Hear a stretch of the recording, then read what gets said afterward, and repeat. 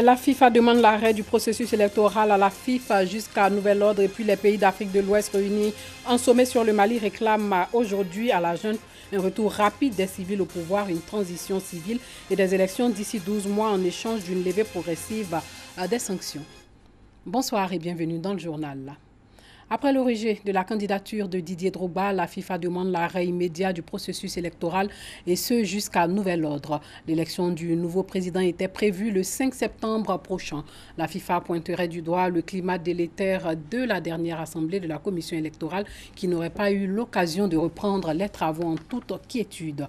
En outre, la FIFA demande à la FIF de lui faire parvenir d'ici ce vendredi même plusieurs documents, notamment la liste des membres de la commission électorale ou encore un certain nombre de procès-verbaux. La FIFA veut désormais obtenir une vue d'ensemble sur le processus électoral afin de garantir un bon déroulement pour l'élection à venir applicable à toutes les associations membres.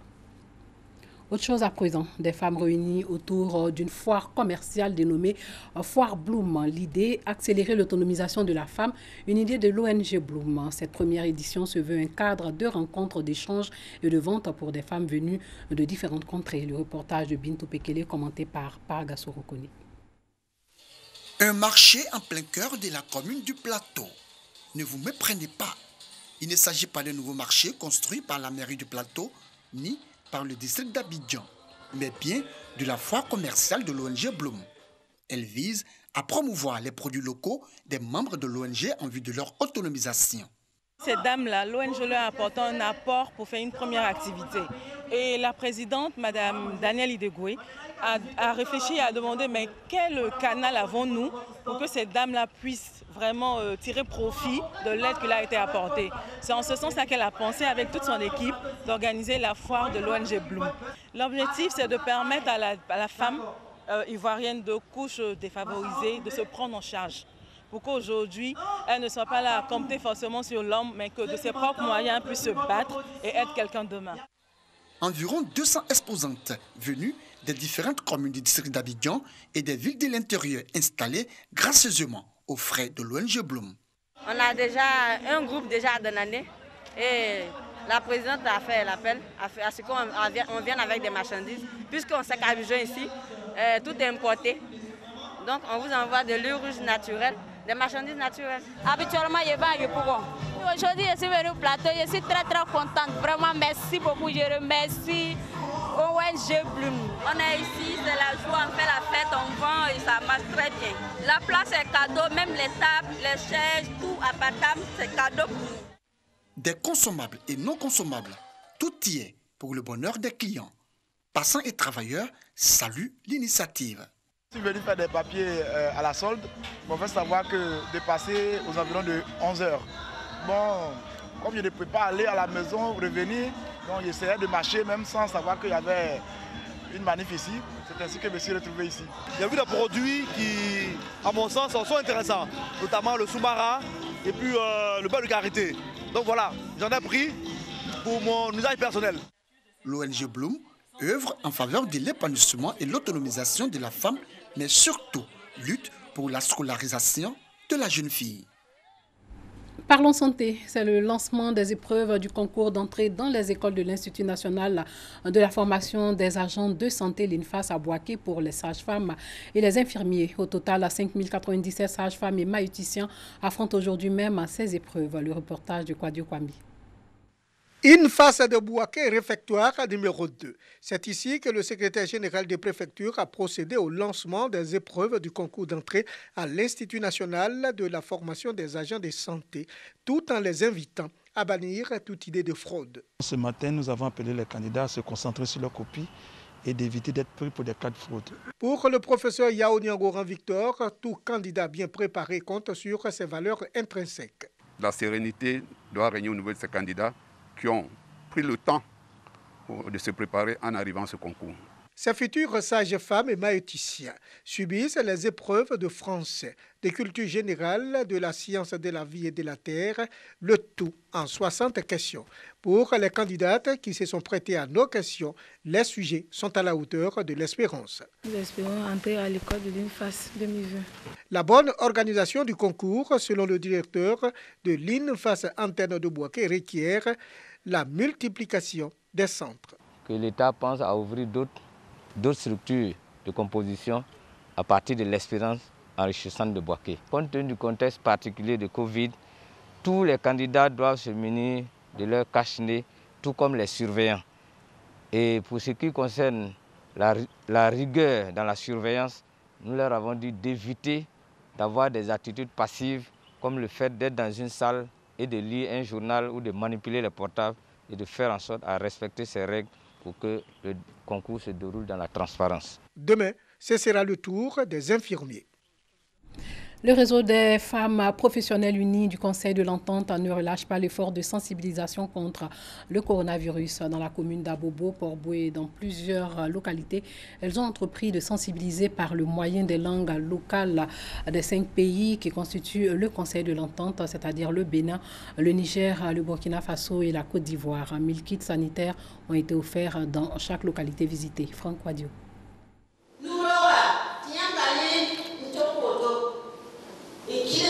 On met du savon dans la peau. La sensibilisation contre la Covid-19 en s'appuyant sur les langues locales dans les 5 pays du Conseil de l'Entente que sont le Bénin, le Togo, le Niger, le Burkina Faso et la Côte d'Ivoire.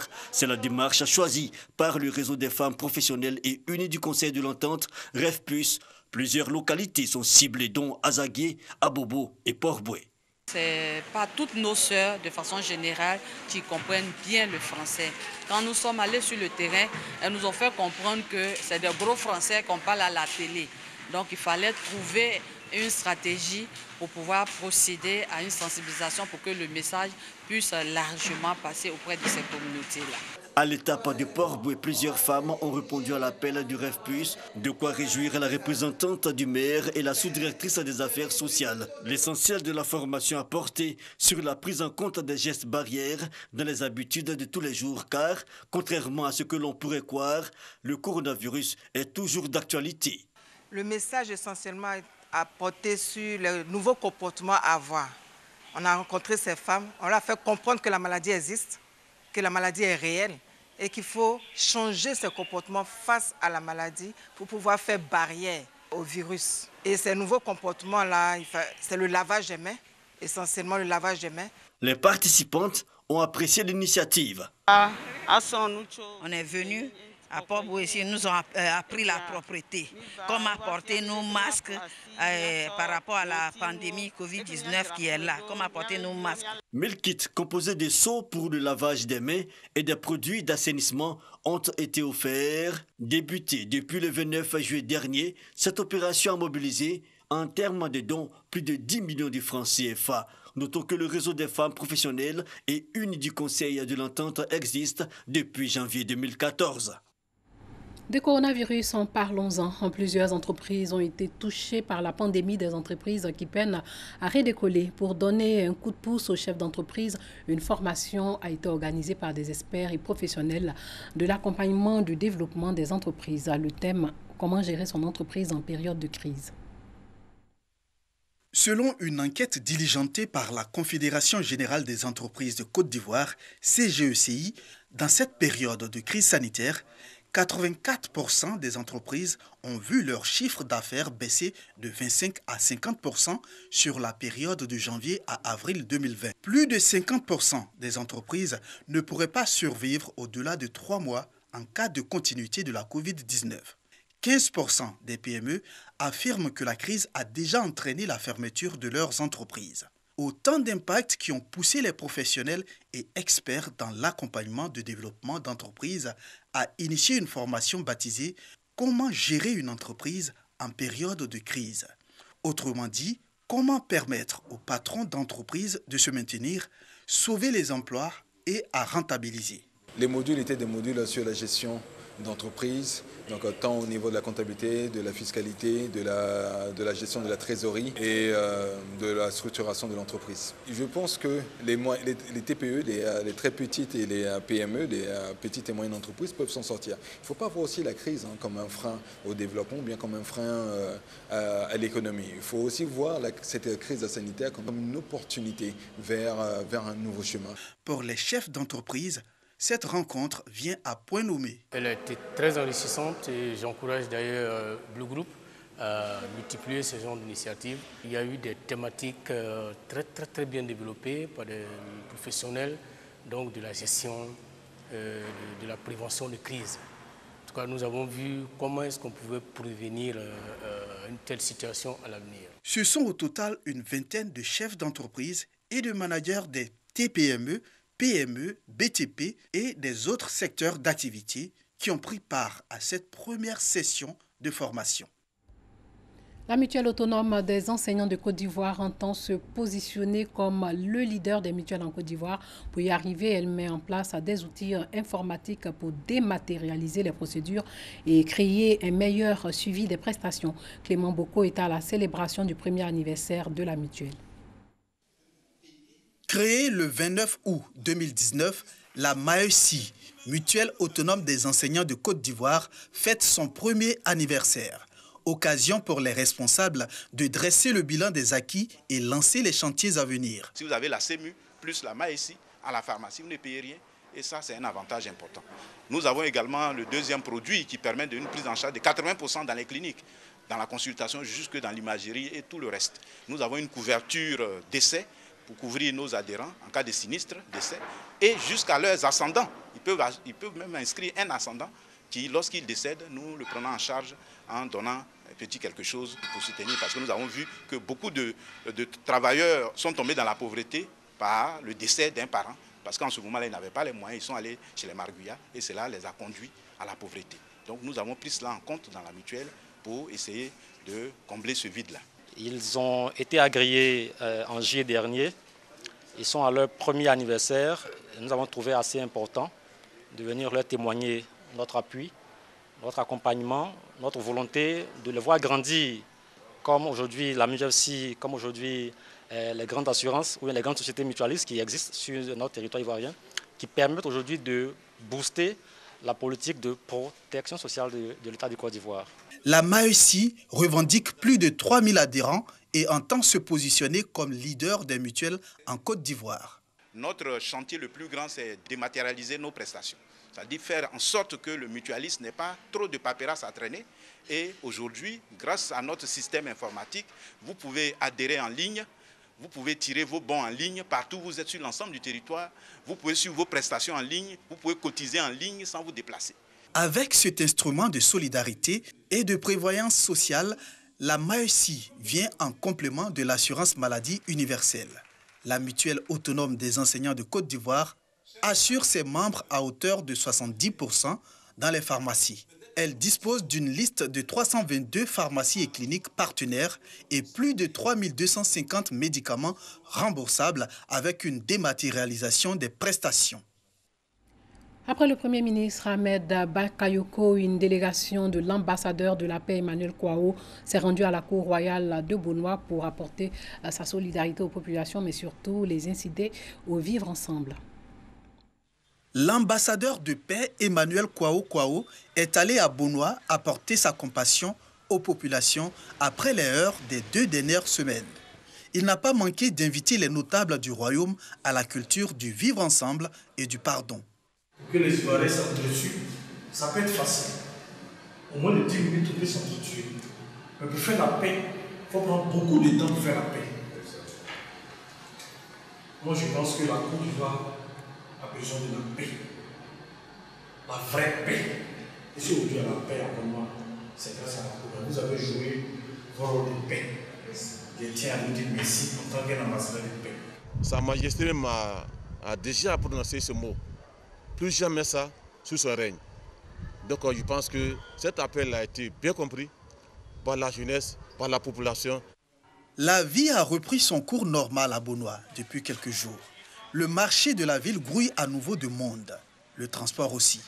Les élections présidentielles sont prévues se tenir en octobre. D'ici là, les mobilisations se multiplient pour maintenir l'unité, l'amour et la paix. Sachez que les pays d'Afrique de l'Ouest réunis en sommet sur le Mali ont réclamé aujourd'hui à la junte un retour rapide des civils au pouvoir, demandant le lancement immédiat d'une transition civile et des élections d'ici 12 mois en échange d'une levée progressive des sanctions. Un groupe d'officiers a renversé, vous vous souvenez, le 18 août dernier, le président malien Ibeka à la tête du pays depuis 2013. La CEDEAO a sanctionné la junte et le Mali en imposant la fermeture des frontières de ses États membres avec le Mali et l'arrêt des flux financiers et commerciaux. Les militaires ont promis de restituer le pouvoir aux civils dans un délai non précisé. Aujourd'hui, la CEDEAO a précisé qu'elle souhaitait la nomination pour présider la transition d'une personnalité civile reconnue pour sa probité intellectuelle et morale, ainsi que d'un premier ministre civil. Elle souligne qu'aucune structure militaire ne devrait être au-dessus du président de la transition. Et pour finir, sachez que le Premier ministre japonais a annoncé son intention de démissionner en raison de problèmes de santé. Deux visites récentes à l'hôpital ont soulevé des spéculations sur sa capacité à se maintenir au pouvoir. Shinzo Abe a 65 ans. Abe occupe son poste depuis 2012, un record de longévité pour un Premier ministre nippon, mais il n'a pas de successeur évident. Avant lui, le Japon changeait de Premier ministre tous les 17 mois en moyenne. La bourse de Tokyo cède à 1,4% à l'annonce de sa démission. Père des Abe Monique, une stratégie de croissance à Shinzo Abe incarnait la stabilité politique. Sous son règne, la bourse de Tokyo a doublé de valeur et depuis le début de l'année, pourtant, sa popularité est au plus bas. Les Japonais critiquent sa gestion de la pandémie de coronavirus, quand bien même le Japon est moins touché que d'autres pays. Voilà, c'est tout pour ce soir. Merci de nous avoir suivis.